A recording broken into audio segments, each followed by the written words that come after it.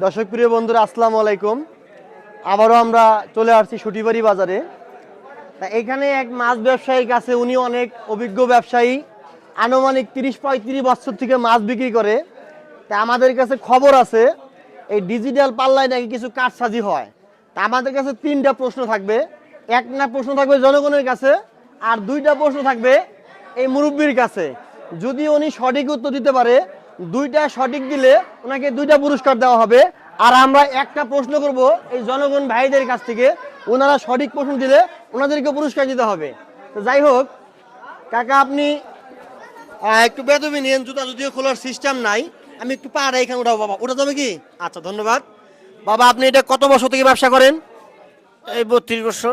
32 বছর। আগ পাস করবা 32 বছর। হ্যাঁ, আচ্ছা আপনি 32 বছর ব্যবসা করেন, পাল্লা কোনটা রাখা ভালো, ডিজিটাল নাকি অ্যানালগ? ডিজিটাল।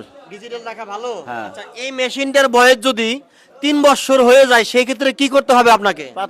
আপনার ব্যাটারি পাল্টাইতে হবে।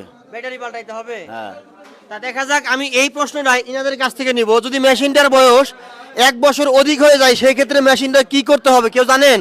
কি করতে হবে? সার্ভিসিং করতে হবে। সার্ভিসিং করতে হবে। আর কেউ জানেন কি করতে হবে? কেউ বলতে পারবেন? কেউ যখন বলতে পারতেছেন না, তাহলে আমি এই মেশিন সম্পর্কে সঠিক ব্যাখ্যা দিয়ে দেই।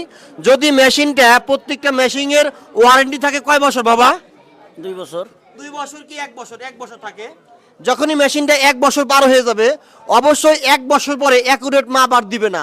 হয় আপনার কম যাবে, হয় আপনার বেশি যাবে। কি করতে হবে? ইলেকট্রিশিয়ানের দোকানে নিয়ে মেশিনটা অ্যাকুরেট আছে কিনা আপনাকে পরিমাপ করে নিয়ে আসতে হবে।